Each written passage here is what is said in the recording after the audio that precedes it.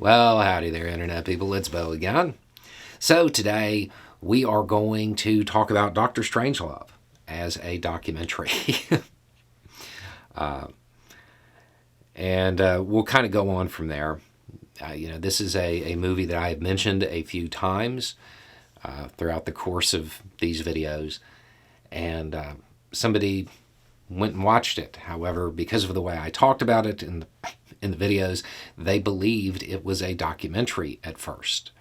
And it prompted a message, and while that part is funny, the rest of it's kind of a little bit more provoking. Okay, so you mentioned Dr. Strangelove a few times. I finally watched it. I thought it was a documentary or a docudrama. Imagine my surprise when I found out what it really is after a few minutes of watching. I thought it was entertaining, but it didn't really make me feel better. The whole thing is absurd. Not just the movie, but the idea that just a few people can cause the end of the world. I'm not a Cold War kid. Climate change is scary enough, and that's years away. The thought of everything disappearing tomorrow is even worse. Yeah, it is. It is. And there's a lot to it. Dr. Strangelove is absurd. It's a good term for it, because it's all absurd. It is all absurd. Your read on it is absolutely correct. And this is why we have to move to a more cooperative system rather than a competitive one. This is why nationalism is politics for basic people. This is why the system that we've built around lines and militaries, it isn't a good one, because that risk is present. But it's not a massive risk. Keep in mind, that situation, it existed for a long time because of a concept called MAD, mutually assured destruction.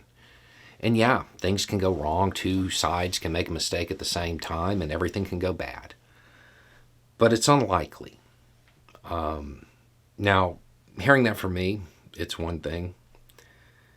I'm going to have a link to a video down below. And it provides context. It provides context. And it provides a little bit of a history lesson. And even if this particular topic isn't interesting to you, it's a newer channel. I think most people who like this channel would like that one. But it is a little different. So I would watch that. And maybe you can learn to stop worrying. Even if you don't learn to love the bomb, you can take solace in the fact that there are things being done. There is a move to limit it. I know it doesn't seem like it right now, and that a lot of the posture is actually really is a deterrent. You know, we hear that language all the time, and there's so much governmental language that means the exact opposite of what it says that I think a lot of people may feel that way.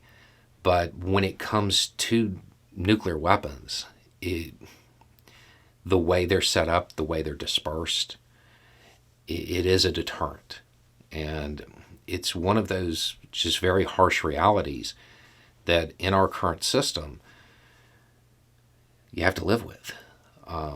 You can't let that overwhelming dread take over your life. You have to continue to press forward and continue to strive for change. And every generation can move a little bit further towards peace, towards a world that doesn't rely on systems that are pointed at each other that could literally wipe everything out. So maybe the information presented in the fashion that it is in that video, maybe that'll help. But if not, just remember, this situation, that fact that a very small number of people could end everything. It's been that way for a really long time. And we're still here. Anyway, it's just a thought. Y'all have a good day.